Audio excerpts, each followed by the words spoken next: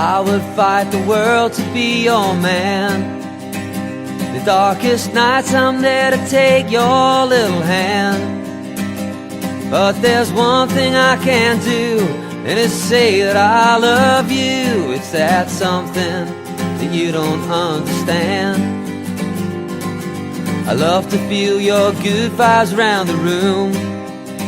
I love the way that you're connected to the moon. Please don't complicate my crime. When I'm in hell, serve my time. My existence gave up for yourself.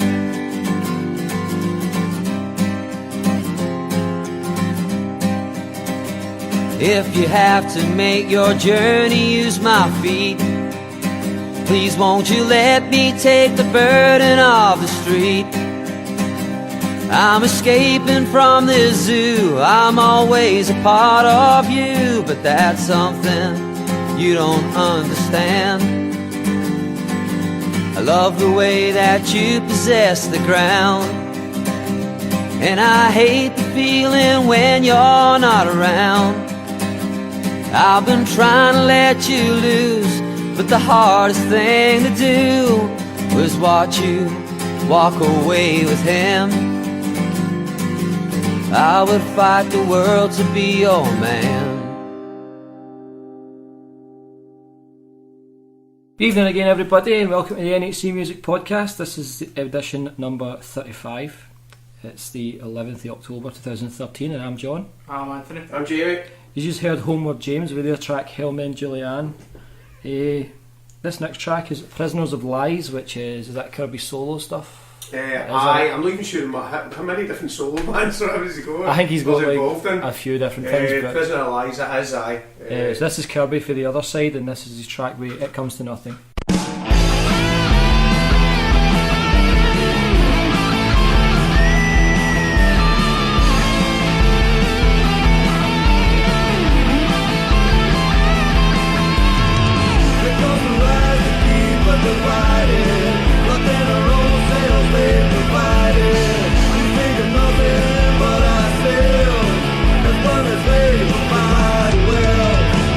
All the stuff fighting back.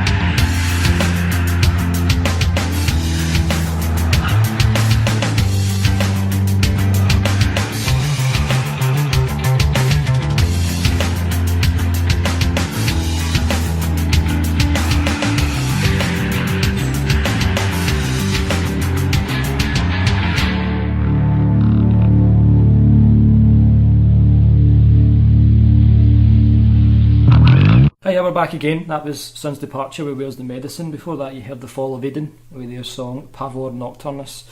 Let's get into the album of the week, guys. This week we're reviewing an album that you two have kind of raved about for quite some time. Should have been reviewed before now. I've just never really listened to it, to be honest. I'm not a massive Fleetwood Mac fan, but obviously we're going to take a look at Rumours and so I'll start with you, Jamie, because you I know you've really quite. I think it's amazing. Again, I'm shit with album names and stuff, no album names, song names.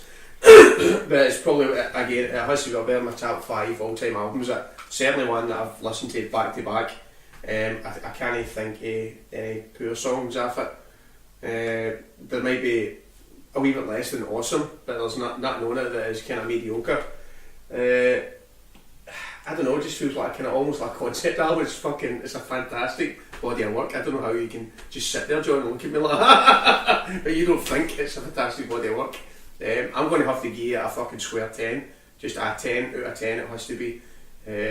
All the ones in my top, if I was to say it was a top 5, it has to be 10 out of 10.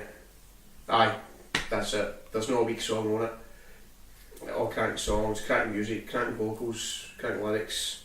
I even just the story behind the album, the fact that they all hated each other and were fucking. They despised each other for years. Aye, they were all. This was the album that was the breaking point.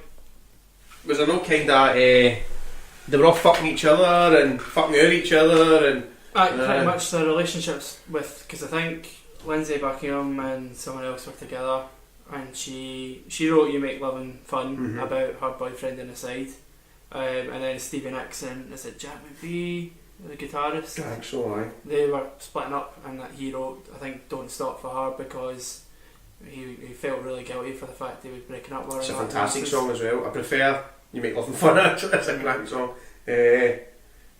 I think the full band have suffered. They went through a lot of changes as well. The only constant being fucking Fleetwood himself. Aye, your old Mick.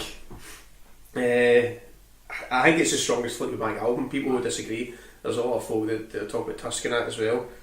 It's got fantastic songs in it, but I don't think it touches fucking Rumours. It really doesn't. And some early stuff as well that's equally as good, but it's different. It's more kind of, I don't know, even bluesy or kind of strange music. But it's no. I would say that's their best album. It's got to be probably Tusk's second. There's a best of album. I don't know what the best of album's called. I've got 2 or 3. I think they've got one called Gold, because them and Is I've it got Gold? one with There's one that's just got all their top songs on it, and it really has. It's not like sometimes you get a best of and you're like, it's just they've picked the 2 best sellers off each album, and they've actually picked for the best songs off each album. I mean, it's probably 4 or 5 of our Rumours alone that you. Oh, aye, they're in it definitely. I'd give it a 9, just for the fact that there's 1 or 2 songs that I'm not so great or keen on. Secondhand News album opener's one of them that I'm not. But then when you go into it, like Dreams, Never Going Back Again, Don't Stop, Go Your Own Way, Songbird's another kind of for me. Songbird's good. Go Your Own Way is probably the best ever. One of the best ever. The finest bass lines ever. A Formula 1 bass line to a lot of people, but that, and then You Make Love and Fun, as I said, Don't Want to Know, Oh Daddy, and Gold Dust Woman. I mean, it's got to be 9. It's just, it has to be. If any album's going to be up there, that 4 or 5 of them are probably the band's greatest hits. Never Going Back Again is one of my favourite songs. It's just so good. Even Glee couldn't murder that album. They had a Rumour special Glee episode and they couldn't murder that album for me, so 9. Came close though. Came close. So that's 19 out of 20 already. Wow. Aye, I would give Rumours I've only heard it once now. I would give it an 8 out of 10. So you've not actually listened to it a lot at all? I've heard, there's 2 songs after that I had heard previously. I had heard Go Your Own Way, The Chain, obviously. and I had heard The Chain. Every concert, The Chain, aye. Secondhand News, the track that you didn't really fancy, I actually really liked that. I thought it was a great opener. I like that. I think it fits as an opener. It fits as I don't think it. Maybe that was shunted up, kind of halfway. I don't think it would fit in as well. I think it's good where it is right at the start. It's certainly not the best on it, but it's, again, I wouldn't say it's a weak song. Definitely not. I don't know. It's one of the ones. It's fucking fantastic. But do you think that would do well now if it was it? Yep, I think so. You think so? Songs If somebody just released that now, just even look at the Nina Nesbitt version of Don't Stop in that John Lewis advert. I normally hate the John Lewis adverts where they slow down and acoustify. I've written.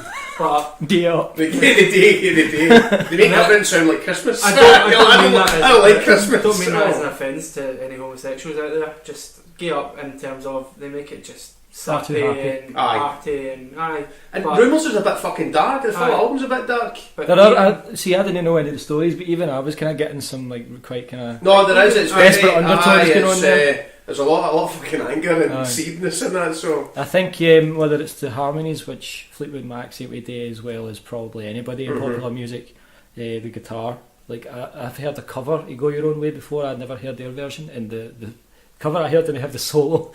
I didn't know that solo is quite amazing, and obviously that bass line for The Chain. Aye. And there are quite a few excellent bass lines on the album.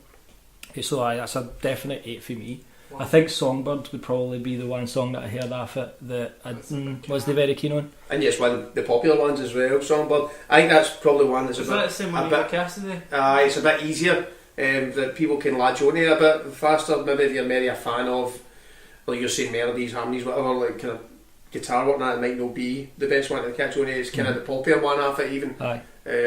I still like it, but again, I wouldn't say that's one of the stronger ones on it. But that's fucking 10, 9, 8. Pretty good. It's pretty good. Oh, is that 3 points? 27 out of 30? Aye. That's possibly the best one yet. Score yet. Next week's won't have a particularly great score overall. I don't know. Probably for me it will have, but I can guarantee you that the overall score won't be. He owes me that though, to me. It does.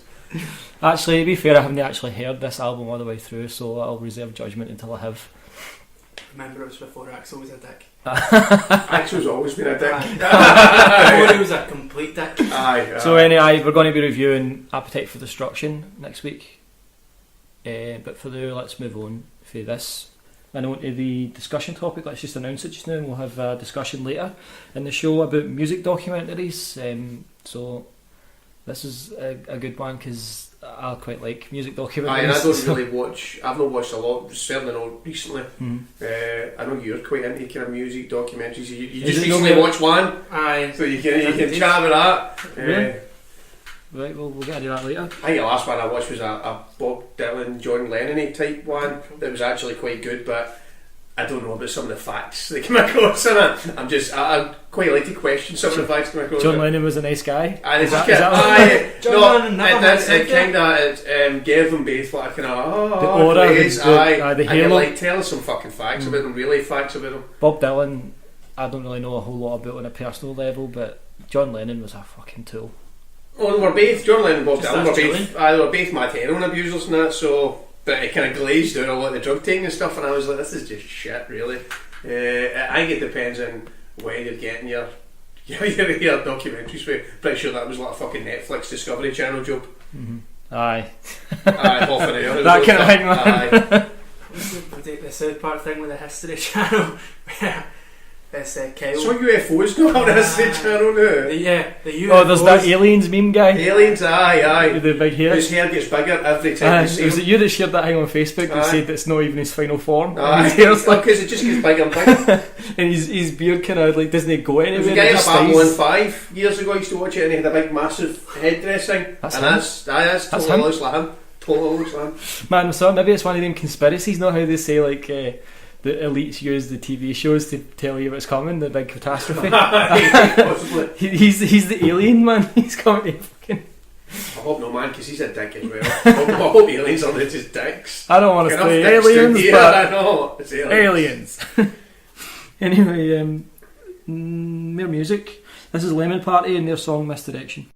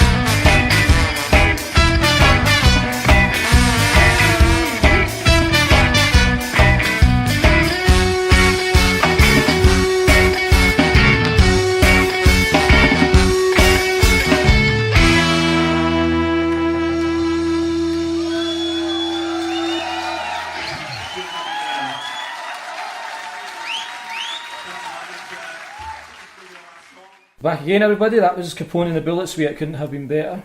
Before that, you heard Final Silence and their song Don't Hold Back. Guys, I wasn't there this past Sunday, but let's take a look back at the Hellfire Gig Night, Metal Monthly. That was Mark 1. And Mark 2 will be coming up, I would assume, the first with week of Final November. Silence headlining that, actually. Really? Aye, whose All right. songs played there, really fucking spectacular. Captain band, live. Segway, man. Aye, and they'll be headlining it, and that's coming up on the 3rd. They were really good at the Metal Night of the Big Weekender. Aye. That, as a live band, you can't really follow them. They're excellent. I like their stuff online, but I think they're one of the bands who are more suited to live music, really are. Excellent Cadaver was the band that headlined that night. We're playing there. Who again, another band who are fucking absolutely spectacular live. There wasn't it's a shame he's missing because there wasn't a lot of screamo. It was like real hard. It was all hard rock and metal. Oh, you were near the either, Anthony? No, it was actual hard rock and metal. There was some screamo kind of stuff, but intertwined with singing and stuff like that as well. I know I'm alright with some of it. I can take it up. Aye, if you're going to allow yourself in shaming for wear a whoopee cushion, I love it. It wasn't overt. It really wasn't overt. Aye, the first band, hard rock, fucking really good for an opener band, and that they were I Just Cry. The metal music now, but the vocals now were really good, really strong vocals. Second band, Portion Fed, fantastic. Third band, I'm trying to remember the fucking name of the third band that are on now. Maelstrom, who are excellent. They're like kind of dark goth. They're kind of the lyrics of it. It's dark gothic metal. It's almost like kind of a hint of European dark gothic metal. Vampires and shit. Aye, no, the all absolute the singer spitting images. I don't know if you're listening to this, but if you're spitting images of singing at ABC. Oh, he had the suit. He's got the blonde hair, though, but he's got the suit smartly dressed as fuck. They all had little suits on, but he's doing screamo through it, and you're like, this is fucking great. But with dark gothic metal behind it. Fuck, see, my mum was watching it. My mum was like, this is cracking. I was like, you shouldn't say that. His name is Martin something, the singer for ABC. Martin Frey or something like that. He did. It looked like a younger version of him. Just seen him on the screen as well, because at that point we were sitting in the back with a few people and watching the screen, and it did look like the guy at ABC up there. I really hope they did a cover of shit that Poison Arrow. They had a wee blonde. They had a wee blonde lassie on the bass, and she was fucking fantastic. You don't get a lot of really fantastic. There should be. I don't know why there isn't more female bass players who are really fucking good. I'm staying out of that conversation. Yeah, I mean, she's fucking fantastic. Get you know us what I mean? or myself into trouble with that topic. Aye, very well. There should be more girls in bands, but there's probably a reason that they're held back or something like that, I'm sure. I'm sure, but I'm not digging into that. I'm not going to go any say that there might be a reason for it. I never made the rules. Yeah, I'll plant the seed. You make your mind up. She was really, really good, and she fitted in well with the band. And she kind of looked the part. You know what I mean? It wasn't just didn't stone out. It wasn't all about having a lassie basis. The band worked fucking so well together. And then we had who was it? The other band on Circle of Tyrants. They were really good, but they were that's just heavy metal. If you like heavy metal, that's what you're going to get. They fucking about with Circle of Tyrants, total heavy metal. And then you had Excellent Cadaver, who were really, really technical. Their name maybe doesn't do them enough justice. I think Excellent Cadaver, especially one of the bar staff I was talking to that night. Excellent Cadaver, is that one of the fucking raw death metal bands and that kind of stuff? No, technical metal. There was a lot of screaming and stuff, a lot of singing as well. Fantastic vocals. Some of the best guitar work I think I've ever seen by fucking metal band. Seriously, they were really, really good. They well deserve all their kind of credits and plaudits online. The only thing that pissed me off is by the time they come on, near the end of it, there was no cutting errors where they left. There was a couple of, one of their bands had stayed, one of their full bands had stayed. I think it was I Just Cry, the first fucking band that were on. They stayed right through, full band, watched everybody. They kept their wee group of fans there. But there was one other guy from one other band there, and everyone else had left and took all the fans with them. I know why the band's fit on D, they had to get him early, but what the fuck, man, they just that is one of the problems. It's really fucking on the music scene now is that people don't sign for the gig if you're there staying. The hub though will help that though when there's a bit of interaction because they're talking to each other. We had like 32 people come in on a night, and then by the time the last band came on there was like 2 fans left, and that's kind of unacceptable. It really is. And we were up against it that night because we had Hard Rock Hell playing which is a 2-day festival in a classic band of hard rock and fucking metal, which is really, we were getting flyers from them when we were sitting in the pub all night, Ravage Yard, and Colin. People were getting us flyers for the gigs that were up against ours. And I was like, he just gradually dropped over the course of the night. Like, and then we had a three venue metal festival also. It was in Broadcast, Flat 01 and 13th North, and that was the other big. So we're competing against 2 metal festivals in the same city, and we still managed to get like fucking 30 odd people in the door. So that's not bad. It's we should have done with the fucking quality of the bands. We should have done double that. But again, it's you're up against it and you go to that. There's always a fucking festival and there's always a big gig on you're competing against. I'm just going to start killing opposition. Or just start planting bombs. As long as there's no people inside, we don't want to kill. I don't give a shit. It's their fault for going to the other gig rather than I don't ours. want actual murder. After What if there's female bassists sitting there? And I don't want to talk about them. equality and all that, you know. That's true. But just like after a couple of months, people finally start to catch on that, you know, if you're not at our night, you're going to die. I think the That's how you get something pointers along those lines once. So did Paul Potter. Don't really want to for a minor, you know what I mean? The gigs are still quiet. Definitely. A lot of cunts in the streets. Oh. Brilliant. So overall, success, fail? The bands were a success. The actual gig itself, halfway between fucking failure and success. We were up against it though, all things considered. It wasn't a loss, but it wasn't a win either. It was a draw. So it was a draw. It was a draw. Or a tie, as Americans call it. A tie. This is a tie game. Prefer draw. Tie's shit. Tie's something you wear on your fucking shirt. No, but you don't draw up a game, but you tie it up. Or well, out here you don't really equalise, so I guess that's a moot point. Anyway, Anthony, you weren't there, were you? I wasn't there. You were at Hangar 18. I was at Hangar Later 18. on the night, I'm going to let you talk about that because I know you've got some interesting stories to tell us for the weekend. I possibly do, yes. Quickly before we move on, do you want to get into the next monthly metal night and tell them who's on and when it is? No, you're asking. It's on the 3rd of November. We've got Final Silence headlining, as we said. We've also got Psycho Sunday on the bill. We've got Killing Plan on the bill. We've got Sephorian on the bill, and we've got Warhead on the bill. Again, hard rock, metal. It's a good mix of, you know, because they're showcases, you know, keep it going. Tickets are available. If some bands will hang out, like 2 bands actually ask for tickets because we give the option of tickets or paying a door. It doesn't matter, you save money anyway, it doesn't matter who. At the end of the day, just come down on the night. It's a £5 on the door. Doors open at 7. We always say 7:30, but we say 7:30. Cunts try to sneak in, so doors open at 7. First band on about 6:45, I'm guessing. At 7:30. They like to get the first band on for fucking 7:30 on the button. Now, because it's Sunday night, I know now the public transport on Sunday is a bit of a cunt, so we do want people for about before 11 to get them out. Even on that night, we finished just after 11, so it was a success that way. Aye, so fucking come down. We want to go past the 30 odd bodies in the place now. And that'll be our last gig of the year. We've not made gigs after that this year. Really? Myself, no, it's no day 1 December. December's a fucking nightmare that's for gigs. when the hard work really starts for the NHC Music. I think the way it's gone, the way it's looking, it looks like end of November, early December is going to be grey hair time. The fucking grey hair time, the fucking new, you know what I mean?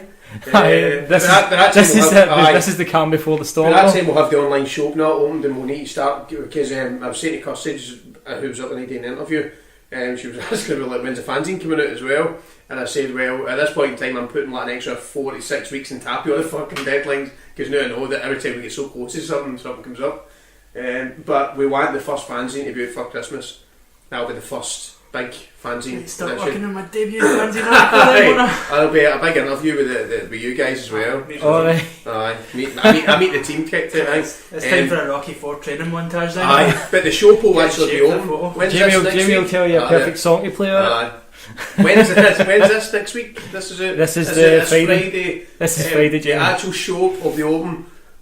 Fully open, and it'll not be fully stocked, but it will be stocked with stuff on it within the next 2 to 3 weeks. It'll be fully open. We'll have like, because we need to get the web address and that going. But do I get that done just now because we're still learning how to fucking use the thing? It's no easy. Nothing's easy online. They say it's easy to make, but you need to have a wee bit of knowledge about HTML, which I had none at all. So, but now we've got like moving pictures and shit on it, so that's a big step. Excellent. It's a big step. big technophobe Jamie. He's like, moving pictures and that. Took a week to get fucking moving pictures going, you know what I mean? Alright, at that rate, you could expect the hub to be open 2016. 2016 now. It might have first store in independent Scotland. It might have moving pictures. We don't know. I don't know. Nah, it would just be like a VCR sitting in the corner. So while we're waiting in the hub open, this is where we're making the cash from. Obviously, the Hellfire will get its money from the online thing, and that will pay for more plans that we've got. This is what we'll be advertising like hell at it and try to make as much cash as possible. Because at this point in time, we're a company that don't have any cash flow, which is a terrible thing for a company. In the capitalist business world, if you're getting any cash flow, you die. You die in a corner there and somewhere and they'd be looking at you. Because it's only a matter of time before people start asking questions. Like for me, for instance, are you sure this isn't just some front company for your drug activities? Money laundering or some shit like that, I know. He's actually sitting on a massive vault full of cash. No, drugs, the cash just gets filtered through. The vaults get drugs now. So you get the drugs, I get the drugs, cash. It's like a shit deal. I know. Not very good at this. Mind you, if you're not getting the cash, you're going to need the drugs.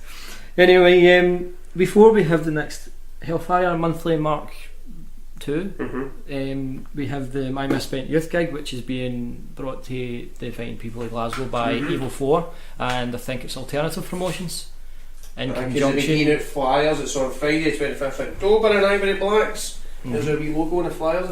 It's kind of in conjunction with us, as far as I know. I don't know. Oh well.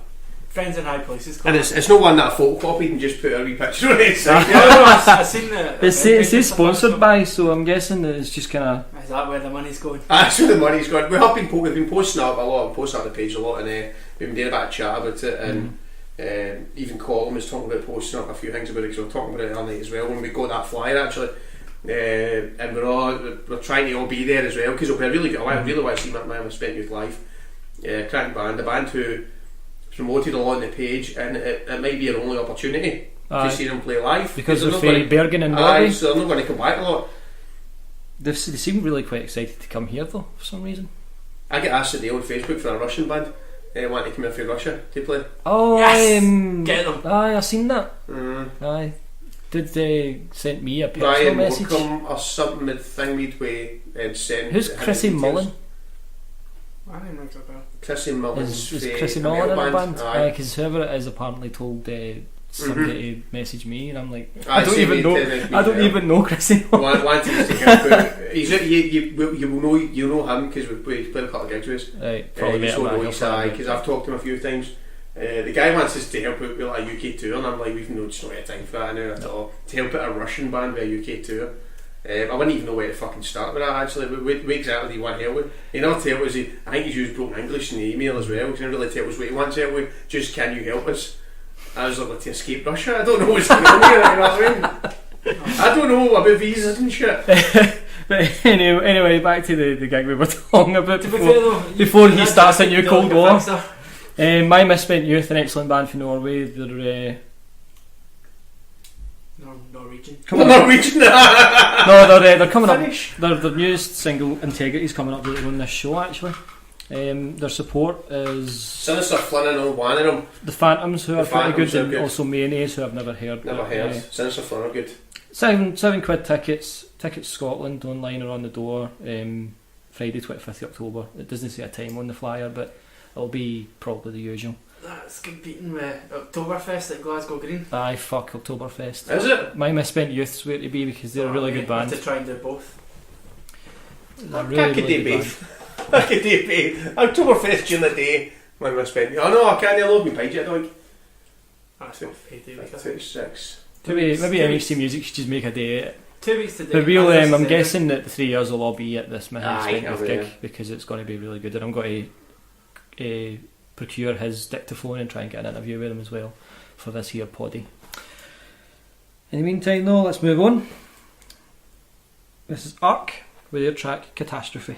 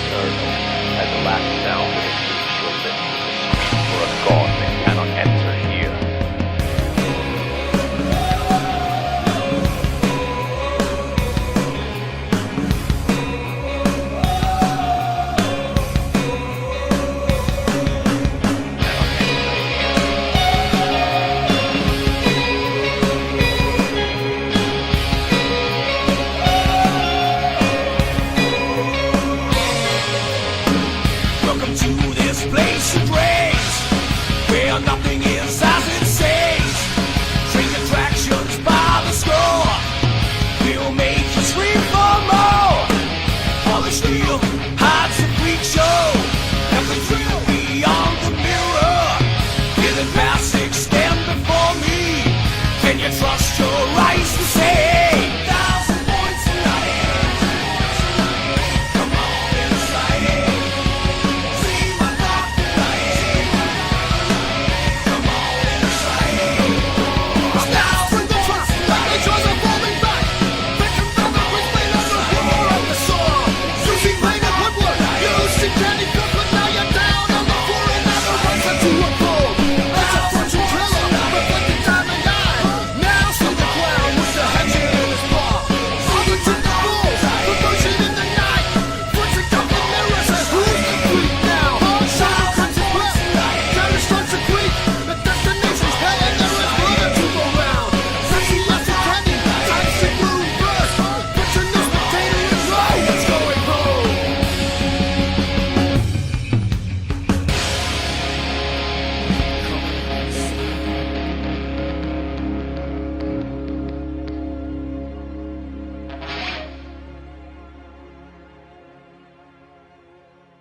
Right, that's us back. That was Black Cat Theory with their song Come On Inside.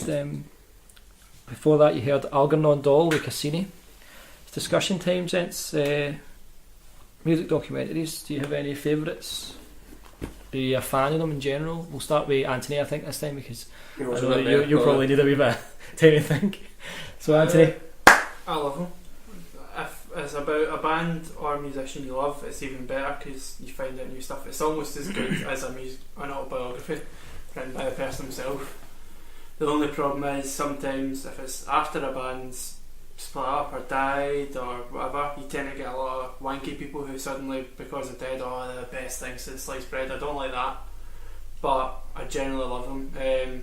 Is it Kurt and Courtney? Courtney and Kurt, and it's Jack. Steve...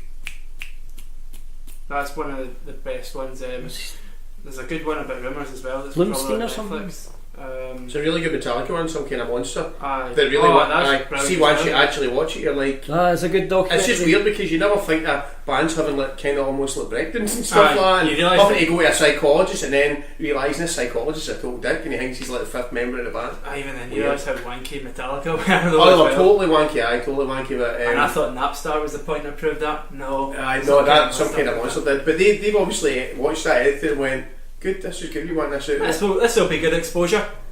Give it 10 years, we'll work with Lou Reed and everyone will think we're geniuses. Again, if you're a massive band, you can get away with an expose documentary that makes you look a bit of a dick because you can take the brunt and your true fans will go, just makes them human rather than Aye. a dick. So if you're a smaller band, I think you'd have trouble coming back for a fucking What's Snow documentary. Aye, definitely. But even then, take that. Spice Girls kind of relaunched off a big documentaries. Pretty sure I've seen a take Christmas time. that one.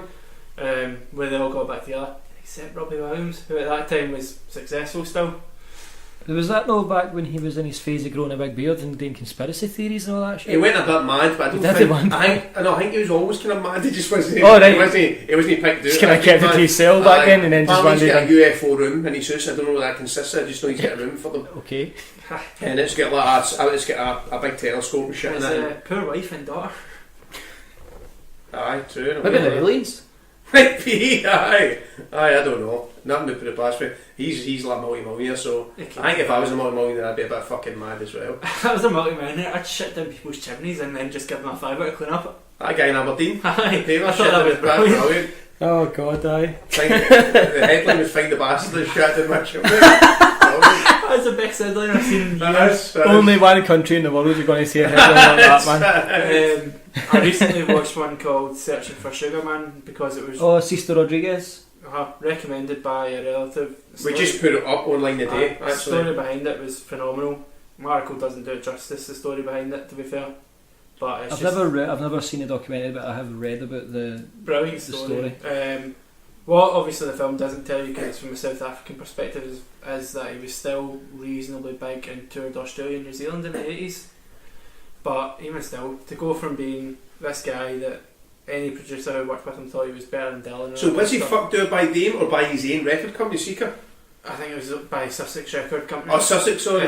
I suspect. So they get paid, the money just disappears. Aye, the way it comes across is the three South African record labels sent the money to Sussex, and the guy for Sussex, when he gets interviewed in the documentary, is another cunt.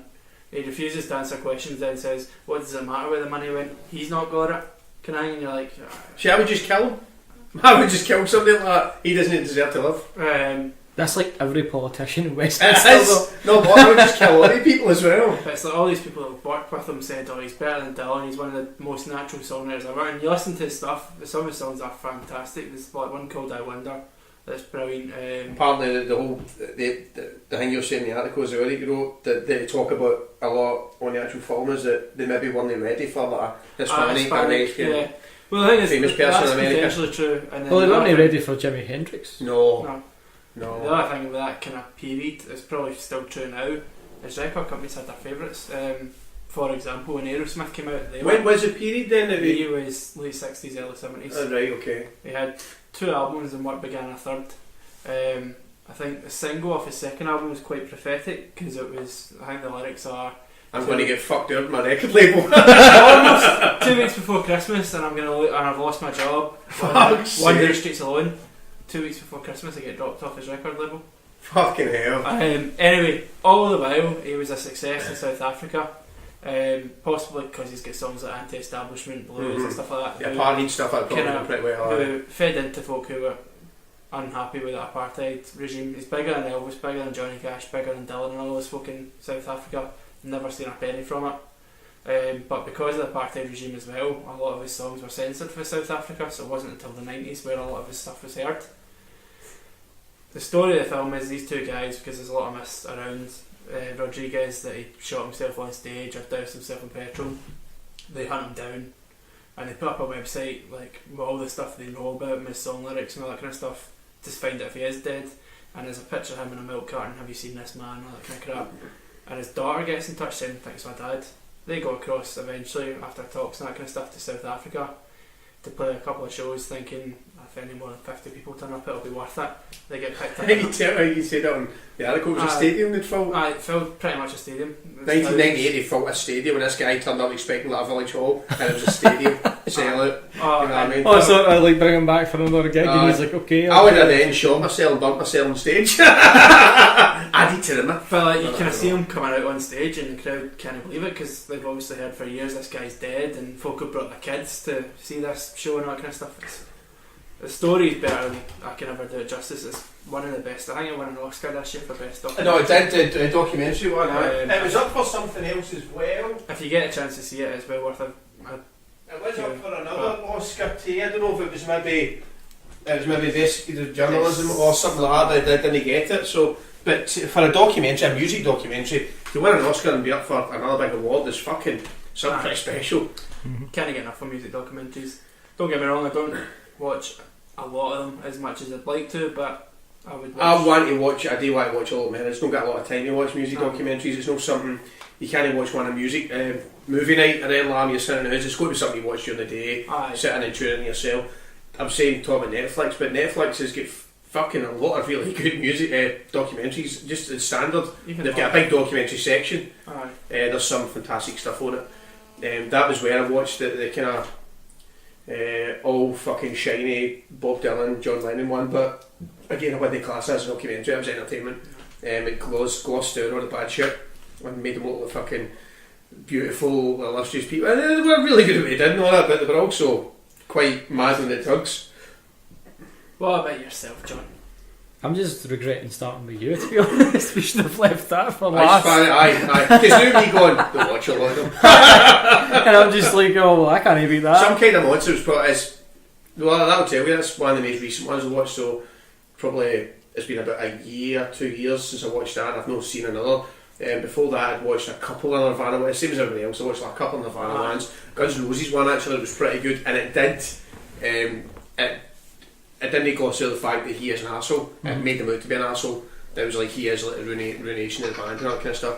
Because it was, that was creepy. What the hell was that? Was that come out your arse? Have you got something inside you? Might explain all. You go Sandy the Turtles. He's got some giggling baby in his arse. What the fuck? I just hope that people heard that. So what the heck is new? You sound weird. No, I've not heard it, just dub it in. I mean, I've seen a few music documentaries. You must have watched a kind of Nirvana. There's a lot of Nirvana I've bands. watched quite a few Nirvana bands, but I mean, Don't think any of them bring anything really new to the majority of them are party, basically the same stuff. the same stuff. I think if I were to pick one that would be a favourite, it would probably be, it's Back kinda- and forth, the Foo Fighters song. That's the best Nirvana one about. it's like a toss-up between Lemmy the movie and Loud Quiet Loud, the story of the Pixies. The Pixies Lemmy ones. the movie just sounds like a fucking riot. Is this doesn't it? is Lemmy the movie the one where they he kind of bumps into Dave Grohl a hell of a lot and shows off his vintage Nazi collection? German war It's paraphernalia. war memorabilia in general, but he has a lot of World War II stuff. Aye, he's got SS daggers now, kind of stuff. He's showing up. He's got Syrian daggers and all that and all, but he's not a Nazi. One Right? of my favourite. Never fucking say it. You're the only person that said he was a Nazi. I mean, he's like his Nazi memorabilia, John? Well, Hero? He did have Nazi memorabilia. He does, It's not a lie. I know guys that collect Aye, army memorabilia, but let's face it, the stuff with the skulls is the coolest looking stuff. So There's a funny bit in the movie actually where he's talking about, like, the guy asked him about the whole kind of people who say you might be a Nazi because you have the Iron Cross and the daggers, and he's like, I've got an eye, like I've for got years I had a an black eye. girlfriend, can you imagine me introducing her to the Führer? I don't think so. That's true. In typical Lemmy fashion, he just kind of like, whatever. But I don't know if there's it's a deleted scene for that film or if it's an actual line. He's talking about how him and Dave Grohl went to the Rainbow Rooms and bumped into, who was it? I don't know, it was Justin Hawkins for Darkness. it's in the film. Aye, and he's like, I've seen some of his quotes and I always thought he was a cunt. Then I met him. I knew he was a cunt. That's quite good. That's for the film.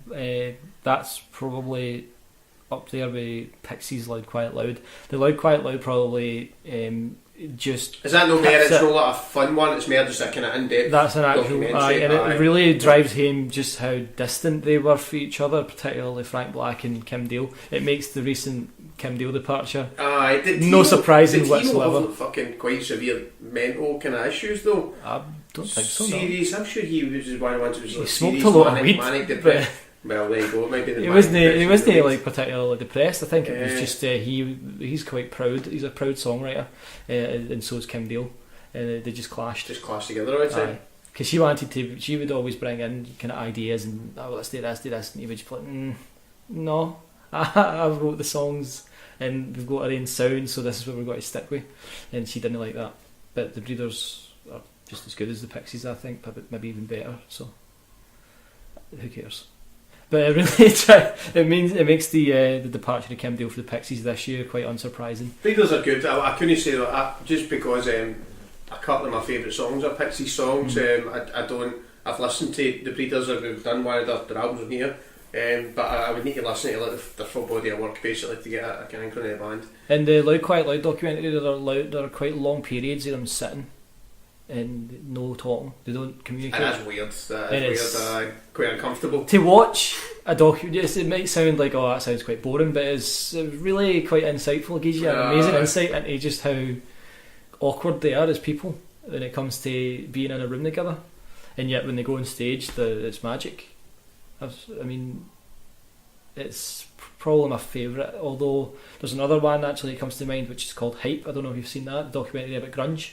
It came out in 1996. If you know, you can see it on YouTube. Just type Hype full movie and you'll find it. There's actually a documentary on Netflix I knew that I was going to say that I really want to watch, and it's about the birth of fucking blues and sawgrass and all that. It looks fucking amazing. It goes right back to like 1920s and kind of how all that kind of stuff started, and it looks fantastic. And then I checked the running time and it was like 2 hours and 40 minutes. So I was like, what the fuck? I'm going to get half my day to just sit and watch that bastard. I've never seen a documentary because it's only for like 3 hours. Just talk about one subject in particular. And there's going to be a lot of stuff to talk about, especially blues music for fuck's sake. But you go right back to Slave Trade, wouldn't you? aye. I watched the documentary. I really want to see it, but you need to set aside 3 hours then, and I've just not got fucking 3 hours to set aside. Something like that wouldn't be a dip in and out, I think. No, you go and sit and fucking really get right involved in that. And I would get a couple of beers and just sit and watch it. It's got to be better than Lord of the Rings, so. Did I watch the documentary about Freemasonry's impact on how America has started, and it was 4 hours long, and it was basically a bunch of guys with white beards going, Freemasonry's no very nice. I watched the documentary with They didn't actually the get any- Mothman on it, and it was 2 hours and 20 minutes, and I didn't realise the 2 hours and 20 minutes passed because I was just like, tuned out and I wasn't even paying attention anywhere. I came in drunk one night and I went, I'll watch that and see what it's like, and then all of a sudden it was like 2:30 and I was like, the fuck, man? By the end of that documentary, I think it was called The New Atlantis or something, I was just going, that guy's beard's way pointier than the guy before him. Which is what you took for that documentary. This is how humans will never get anywhere. Maybe if it was presented in like a more informative manner, they were basically just talking the same shite and saying, oh, it's not very nice, and it's like, right, cool, but you know, tell me why. You need to watch the documentaries. I would have Mary and it was kind of of an inkling to watch a documentary like The Sugar Man that I've been told about that is good and is good with facts on it, rather than just blindly choosing one, because there's a lot of and it depends on documentaries who, that are made for people that their fucking opinion on it. It was heavy Christian. It was really well, no, I was about to say, I watched one on serial killers and it turned out it wasn't one on serial killers, it was one on how it was trying to link them all to Satan and how God hates serial killers and all, and I was like, this isn't it, what the fuck is this? This isn't about serial killers. I wanted something about the psychology, you know, about evil as the devil's work and all that. That is not a fucking documentary. That's like bullshit. That's religious propaganda. Who previously thought God fucking loves serial killers? He's put them there to equalise. And I'm not really a God believer either, so none of these are particularly religious. No. That tends to be when you lose me, is if you bring religion in. I just think it's an easy way out for a lot of people, you know what I mean? Still try to fucking either blame religion on it or try and bring religion in to try and back up, because you can't use religion to back up stuff, because you need to back up stuff with facts. Jesus was just Charlie Manson before his time, and the people back then were far more gullible, that's all. Jesus was a mad shagger. Let's just leave it at that. According to the stuff I could cut out, the actual Bible was.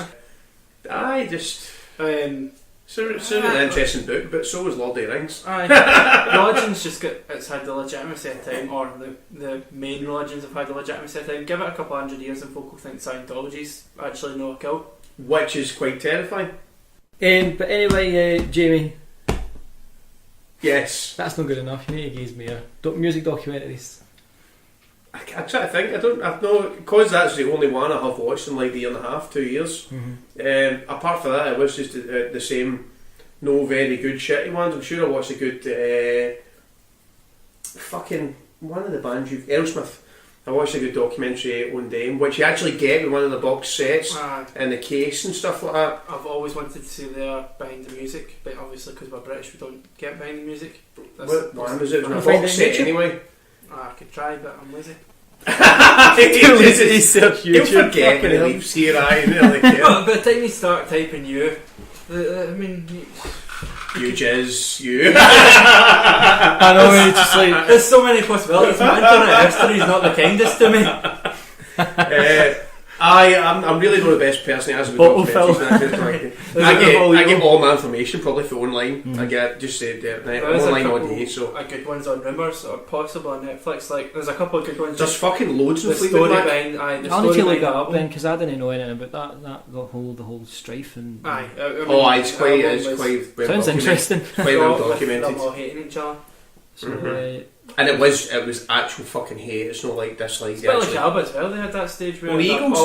There's a good documentary. There's a good documentary about the Eagles that I watched a few years ago, telling you how much they hate each other, and that's how the last tour they done was called the Hell Freezes Over tour, because they always say they would only go back together if Hell Freezes Over. But it turns out they should have called it "We got offered a shitload of money tour," because that's what happened. They got offered like it was like £110 million or something. They went, "Fuck, we'll do it." The Pixies come back to in 2004 was called Sell Out. Well, there you go. They just admitted it. Fuck it.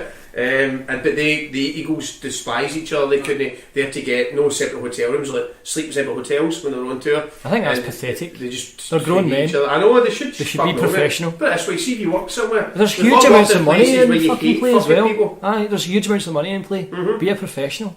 You don't really have a right to be. I think they could. I don't think there's lots of shagging involved. I don't think they'll shag like each other's wives stuff. And I was Fleetwood Mac with all kind of incest, fuck each other and stuff. But they could probably argue that by doing the shows and turning up on stage, they were being professional. They're being childish though. I think it's a job, and nobody works in a job where they love everybody they work with. I've never liked everybody that when I've worked in. There's always been an arsehole we work with. If you work with somebody though, I'll stand by. If you work with somebody though, and the two of you get sent to somewhere else, you get paid for it. You don't say, "Oh, well, I'm not going anywhere. I'm not sleeping anywhere near this fucking." I want a different hotel. case we bump into each other. It's I ridiculous. don't think you get a lot of Glasgow bands, Scottish bands, but particularly Glasgow bands who would do that kind of shit. They would just brawl and you'd then have a it would punch be out, done. and then it'd be a winner and a loser, basically, and that'd be it. Pretty much. Aye. Or Or somebody would go to jail. Aye, even if there's no winners or losers, the fight would kind of end the argument so much that It would either end the argument or the band would be finished. or the band would be finished. too. Aye. But Which is what happened to be Fleetwood Mac and the Eagles. They kind of just went, fuck this, and well, Fleetwood Mac were playing last week. No, all the ones that we're talking about, but Mitchell Band, aye. Right, well, let's move on then for music documentaries and let's talk about hub updates. Is there anything new?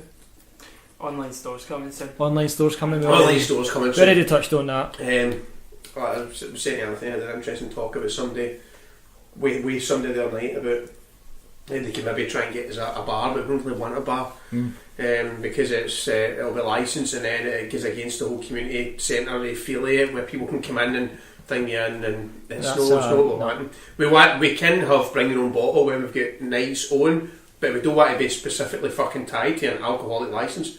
It totally wasn't what I wanted, because then people can't bring their kids in and stuff. And you want it to be available to everybody. We want that. That's the whole fucking purpose here now. Like, we want to get like teenage people and stuff like that interested in unsigned music. But that guy the guy who I was talking to is now going away looking for us as well at premises and properties. Here's hoping it happens. So we've got loads of I've posted up on the page loads of times, and even people are just like, they're telling us the ones that we've already seen, because it's just fucking really hard. I thought this would be the easy step, and it's not. It's the hardest step. Well, we'll make it past this. That'll be. That's the last fucking step. We've got all the stuff. We've spent all the money we had on all the fittings and all the stock and everything else. We've got everything ready to move in. We can move into a room 3 times the size and fit it out. You know what I mean? We just need to have that fucking room.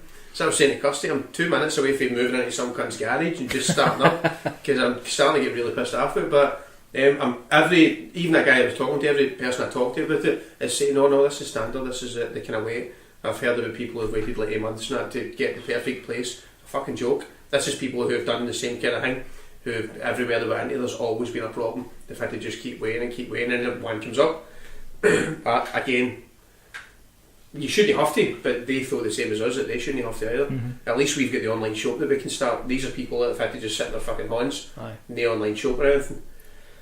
At the same time, but I'm working from home. I like to work for somewhere, because you can have work fucking done if you're working for somewhere.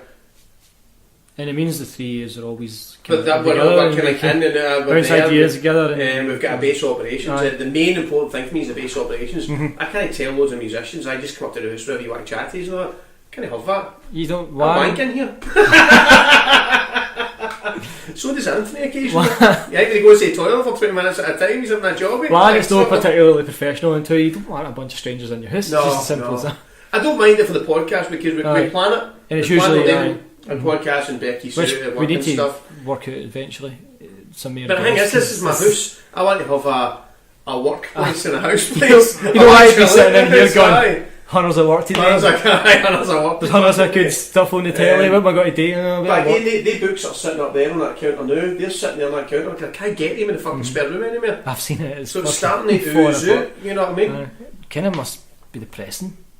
All this stuff all in my house. It's not really like in the gaffer. It's not really that depressing. It's more frustrating. You know, getting shouted at. Get all this crap out of my house. Nah, she's past that stage now, shouting at me. She's just kind of like fucking. Right. She's in the denial stage. I'm not even seen it. Not even seen it there. We don't have a spare room, mate. This is what this is. This is our testing, because now by the next time you come up for the podcast, we'll have Whit and Flair. So she's just actually building and decorating shit about me. just so she doesn't strangle you. Aye, pretty much. Right, new not coming on the blog. Anything happening there? I know you've hurt your horn, so there's kind of not as much activity going on. There's loads of. There's a good few fucking spotlights with it. There really is a good few spotlights with it. We had we had a wee kind of vein of talent with one guy. I think Greg Cunningham. I think that's where Greg Cunningham came from. We sent him a spotlight. He sent it back to us. It went really well, really popular. And then we got about fucking 5 or 6 emails in a row of other acoustic artists who he does gigs with, all want spotlights. So we sent them all out, and then we get another few emails from people that they tell. So we seem to have hit a wee vein of people wanting kind of interviews. So we have got a good few coming up. Get 2 sitting waiting to go. Get another 5 out already, ready to come in. We've got the Hang of 18 article going up. That'll go up by the time this article live. At some point I need to review. Kirsty put up a Paul Weller one the day, so that will go up as well. Paul Weller review. She's also got another review that she's feeding in. So if you get another review that's feeding in, There's people with money that can go to gigs, man. With it, like. I think Manny's even getting us an article next week. Again, another one. He's gave us one before, but he's getting us another one next week. Which is quite good, Manny. I love how he just continues when he's as he moves away to the fucking microphone. We'll move on for that and into ASMR music. This is the Blind Dead McJones Band with their track Haunted.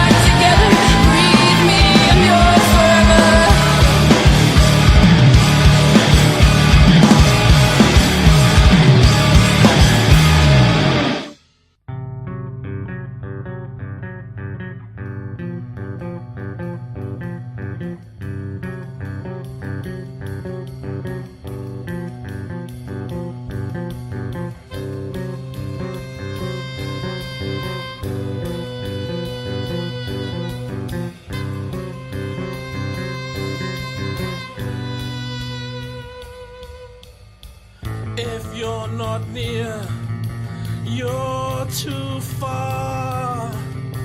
If you're not near, then you are too far. I'm off to join the Legionnaire. If you're not by my side, then life is not fair.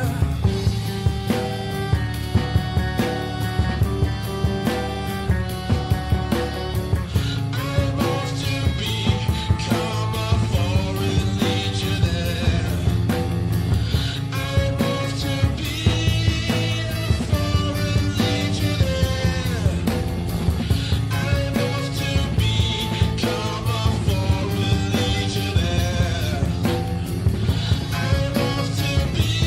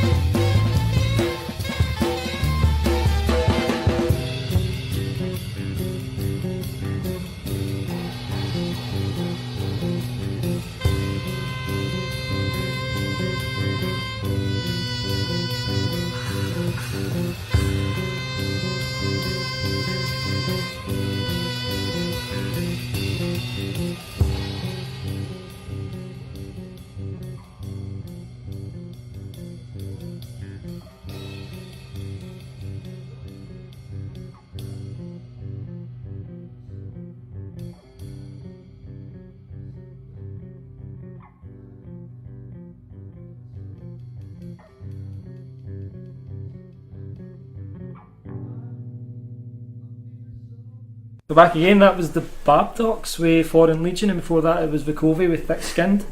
Anthony, Yes. this past Sunday, rather than being at Pivo, you were in Greenock at Hammer 18 Studios. Oh, Hangar. shit, we've got a couple of wee stories here. I fucked up there. Hangar 18, Hangar sorry. 18, yeah. Would you like to quickly plug the studio and tell us how your weekend went? I know Hangar you've got some 18's stories. new bar/club/gig venue. I think it's maybe just bar/gig venue. And Don't you get slashed if you go there? I did have that fear, to be honest. Not particularly aware of where's good and where's not good in Greenock. New pub gig venue in Greenock. Just now it's one level, but there's going to be 2 levels fairly soon. It is on Dalrymple Street, which is sort of the main road if you're driving through towards Gourock or anywhere like that. It's just after the Tesco, which I didn't realise, parked up in the at the town hall, and had to kind of cut through a few streets on my walking, kind of going, I don't know where I am.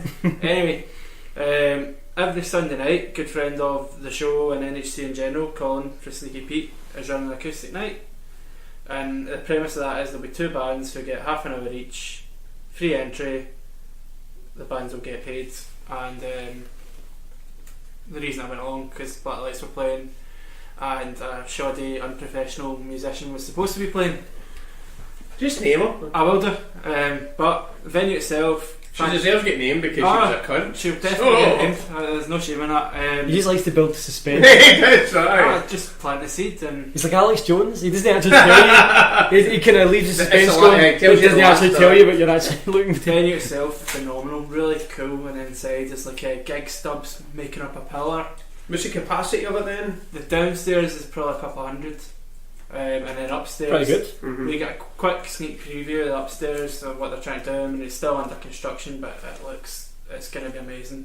I think my description to you was it's like a light, big King Tut's, big open space. If they get the right bands, that place is going to be rocking, Massive. and it's going to be phenomenal. And there's potential for a wee band downstairs and a big band upstairs. It could be something special. My only concern being it's not Glasgow. But that's not actually a bad thing. I mean, that could be a new music scene. Greenock is like Sean's now. It has got a kind of up and coming kind of music scene. All the stuff in the outskirts kind of has in it as well. So I mean, like developing a music scene in Newtown. As I say, venue brilliant. Seems to be run by a really good guy who knows what he's doing. But it's big, white, open spaced. But then there's like vinyls on the wall and signed Sneaky Pete album, that kind of stuff. Talking of the fact it's an acoustic night and all that kind of stuff, if there's any bands who are interested in playing, Colin is looking for an acoustic band, so you can contact us through the page and one of us will pass you on to Colin. You don't even have to be normally an acoustic band, you just need to play an acoustic set.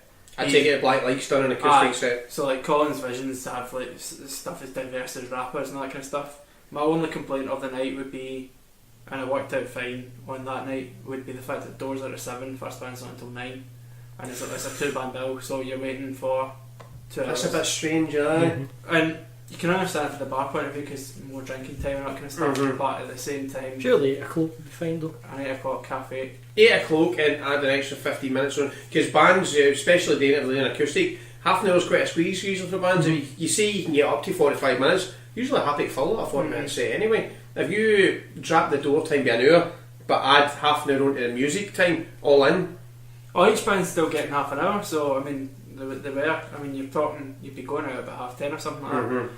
It's a bit late though for just going out for music. And in fact, it's a Sunday night for public transport. Aye. But great venue, Black Lights were phenomenal. Unfortunately, the evening was somewhat marred, and that a girl called Caitlin McKenna, who I don't know anything about beforehand, has now given herself a terrible reputation. She was down to play. From Glasgow? I don't know where she's from. Down to play. I've seen the messages, so I know for a fact she was really up for it, and as late as the Thursday, really up for it, really excited to be there. Knew she'd be there for 7. Both bands were supposed to be there for 7. Black Lights were working, one of them was working till 6:30. Still made it there for about 7:30, 8:15, which was the time I was there for.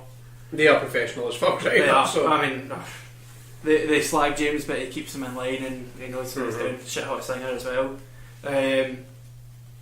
So they made it for Bathgate. I don't know where she's from, but I don't think she was that far out of town as far as Bathgate.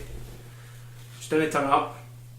Colin tried to phone her maybe about 8 o'clock, 8:30, 8:45, something like that, so he could find out when he's putting the black lights on, who was sound checking up and stuff. No answer. I think he eventually got through him, and Mr. Bolton has confirmed this for me, of also Sneaky Pete fame. He got through to one of her male friends who said she's sleeping, she's been doing a lot of gigs, she's dead tired. Why the fuck do you not tell anyone? And then Colin kind of went on a bit of a rant. Phone get As he past, does. phone get past her, she hung up without saying anything. So why the fuck, A, would you not say, even on the day, it's shit, but even on the day saying you can't make it, it gives someone a fighting chance of getting your replacement. At best, that makes her disrespectful and incompetent. At best. Yeah. At worst, she's a total arsehole who doesn't deserve Exactly. to play anywhere. I mean, if playing gigs, she shouldn't be playing fucking gigs. I've mentioned it in my review. If I ever have anything to do it, she wouldn't play a gig. No, we wouldn't. I would never put somebody on. Once we get, because that's no like they phoned up and cancelled last minute. That's a dick. Just take advantage. Take a dick, completely. yeah. And what's worse is she would have get paid, and Colin gets given a certain amount. Should they get paid for half an hour? Colin gets paid a certain amount, or gets given a budget for these nights. Mm-hmm. Doesn't take any money himself. So he's in it for the right reasons, like ourselves. I think he's in it for nefarious reasons, like promoting his own band, but that's just my own opinion. That's fine. That's fine. But he gives bands money, and I know it's a good cut. It's not like it's a decent amount of money compared to what they could have got playing other nights. And she showed them, at best, as you say, a total lack of respect and integrity. I think she's a total arsehole, doesn't deserve another gig for behaviour like that. No, I don't think she should be allowed to play anywhere, and no. we should make sure that people Well, certainly, know as we've said, she's not going to play on a Hellfire night. She's never going to be back at Hangar 18 if Colin's booking her, I would have thought. So, like I say that we've seen the phone. I showed this. this is why we need. Cancel a gig, but that kind of stuff. That's what spreads about. That's when people start to say, "No, fuck that," because you don't take a risk, can you? At the end of the day, if you've been that, I fell asleep, or would you use that excuse for your work? Phone up halfway through the day and then hang up on them. If you want to use an excuse for your work, don't. I have used that as an excuse. You fell asleep. To be fair, I did. I woke up and then fell back asleep. And you're the unemployed Aye, so it's fair. That was years ago. I was 18. So I recognise the name though. Seeing Claire McKenna, that I kind of recognise the game. I mean, I was actually quite looking forward to seeing her. I tried to search for her online. I couldn't get a music page up, so you know you can get A music page is in. sleeping, that's how. Huh? It's sleeping. It's sleep, aye. Colin had spoke quite positively about her, and he was That's a really shame. looking forward and That is a shame actually, because he does a lot. He doesn't. Mm-hmm. He does do a lot. This is why we need the national conversation that I was talking about. No, the stupid independence debate. Music promoters need to talk to each other and have a dialogue it won't and happen. make sure that. I know it won't happen because the majority of them are arseholes. They want to Well, talk to that's each other. why Like do music competition. promoters And have most of them are bookers. bands that do stuff like that? Aye, the most of them are bookers, so they're not promoters. They don't give a fuck. That's what I mean. She'll still get booked by a fucking booker who doesn't give a fuck with any other promoter. So he'll just take a chance on it anyway because he's putting on like 6 or 7 fucking bands. Right, is that everything? Brilliant venue if you get a chance to go down, especially the strip nights, because Colin deserves a bit of Strip support. nights. Call them strip for you. See if it gets punished for the door, I wouldn't put it past him. I wouldn't either, to be I honest. wouldn't go though. Sneaky Pete are playing this Sunday, I don't know who the other band in the bill are, and then Average Andy's playing the week after, so friends of the show are playing fairly soon as well. Oh, well, we'll share them. I'll look for them on Facebook and share them on the page. This Norwegian bunch, they're playing in Ivory Blacks on 25th of October. We're all got to be there, everybody else should be. Norway has a butter shortage as well. It's illegal to smuggle butter into Norway. That's right. That's right. You're telling Because us. for whatever reason, I think it's maybe the climate or something, it's oil rich, but it doesn't have a lot of cows. Norway is really similar to us in terms of natural resources and stuff, and also size and population. But we get cows and sheep, they don't. In Norway are doing alright. Norway are doing fine. Funnily enough. So they never hear about Norway again because they're doing pretty good. Aye. So that we don't wake up and say, hold on, wait a minute. We could do that and all. Anyway, this is my misspent youth with integrity.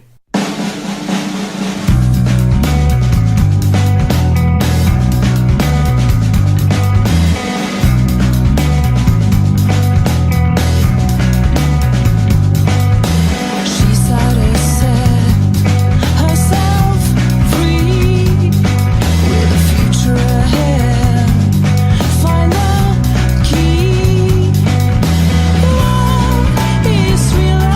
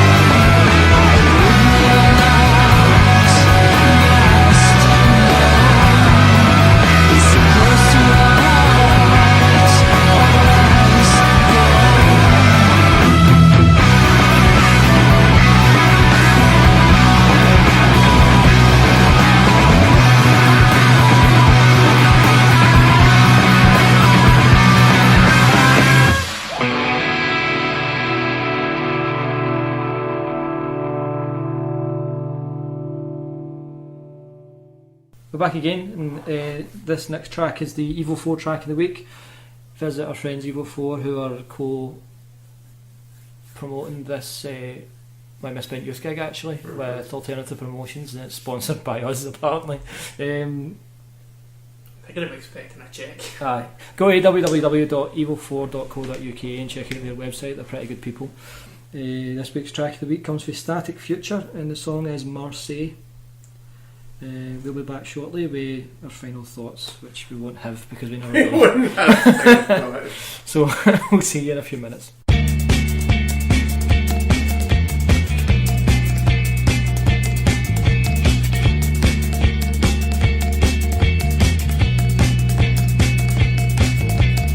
I never thought it was strange when we both went away down to Marseille. Your dreams were always tied in with your misery. I could tell you're afraid because down at the bay you couldn't get up.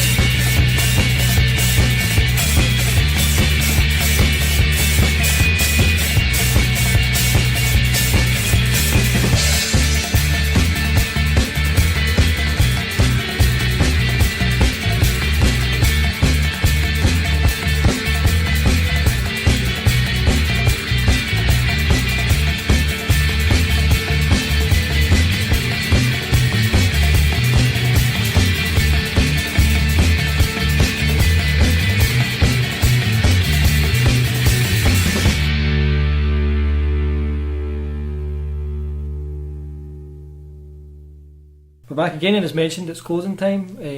If you're wondering why the thing has turned into a complete mess, I'm in a big hurry to get out of here and go home because I've got other stuff. Business time. Nice Flight of the Conchords reference. No, I was entirely. I wasn't going to sing it though. I'd pay to hear him sing that. Anyway, final thoughts, guys. Watch Searching for Sugar Man. Don't book Caitlin McKenna. Go to Good Nights Strip Nights if you can at Hangar 18. I've got nothing. I'll come on monthly metal night on the 3rd of Oh, November. 3rd of November, that's one definitely coming. Get along, out. I'll be back on 25th. Come along on the 3rd of November and vote yes, obviously. That's Very it. much. That's what we're asking you. If you want to write for us, contact the page. We'll give you Aye, details. the details which are coming. If you're Funnily in a enough, band and you want an interview, again, contact the page, we'll give you details. which funnily enough is www.facebook.com/New Hellfire Yep. Club Glasgow. Nice segue there. The podcast page, www.facebook.com/NHC MUSIC Podcast. Messy Radio on Facebook, our station is facebook.com/Messy Radio. That's MESI Radio, all one word. The blog is www.newhellfireclub.co.uk, and the Mixcloud, where you can listen to every past episode. I'll be, by the time this airs, the last two will be up Just finally. think in 4 weeks he's going to have to do Ah. that for the show as well, so adding another wee I know. address and all the money you can take. I could do this all day, mate. Different shuts down. But the Mixcloud is mixcloud.com/NHC Music Podcast. There's like more than 3.5 days worth of podcasts. What is it? You can't download them, but you just You play can't them download live. them on there, but you can Right. play them, because I used to put them up for download, but Facebook kept flagging it. Yeah, Facebook's a dick, it does have everything now. It's Aye. been an arsehole. Unless you're paying for it, they don't. Which we Why won't not? do. Fuck Fuck that. that. Beyond that, we have one more track coming up. It's A Dull Boy with Hometown. We had one of his songs on That's why last the guys, we've actually got a spotlight coming up this week. week. We had Dull one Boy. of his songs on last week called It's Bill Crosby, or Ben Crosby's name is. Do something. You Remember the 80s? Bing Crosby. So Was that Bill last Crosby, it's Ben Crosby. Is he bringing back White Christmas? That wasn't last week, it was like, I'm talking piss here to myself. All that's left is to say goodbye, guys. So, Jamie, Goodbye. Anthony, See you later. it's goodbye from me. We'll see you next week.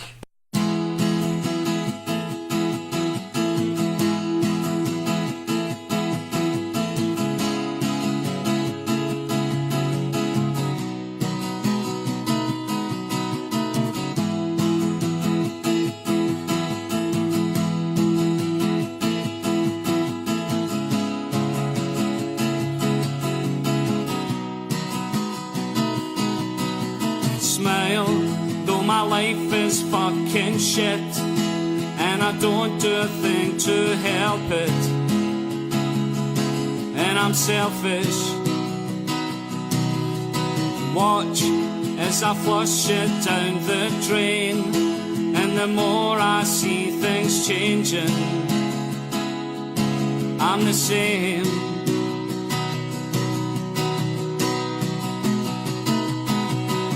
No moving up, no moving on. Oasis sing-alongs, we get the words wrong till the gear's gone. Don't bring it up, don't bring it down. I'll always be around here, it's my hometown. It's my hometown.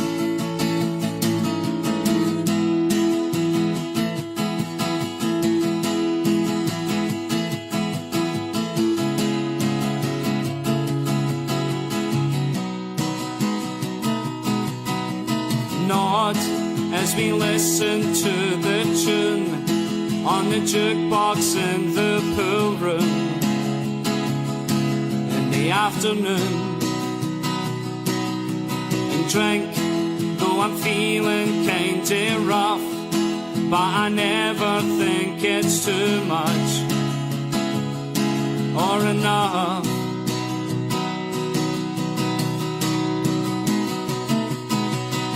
No moving up, no moving on. Oasis sing-alongs, we get the chords wrong till the beer's gone.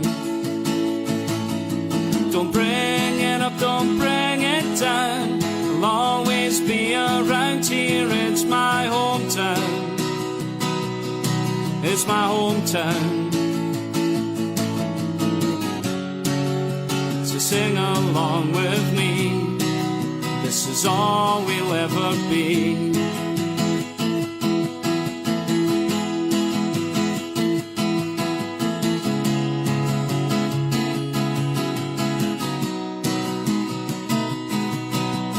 Work for your fortnight in the sun, waiting for those 2 weeks to come.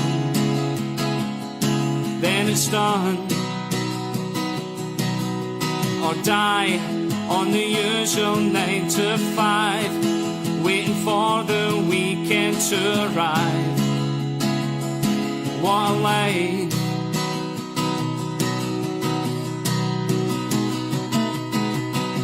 No moving up, no moving on. Oasis sing-alongs, we get the words wrong till the gear's gone. Don't bring it up, don't bring it down. I'll always be around here, it's my hometown. It's my hometown. No moving up, no moving on. Oasis sing-alongs, we get the chords wrong till the beer's gone. Don't bring it up, don't bring it down. I'll always be around here, it's my hometown. It's my hometown. So sing along with me. This is all we'll ever be.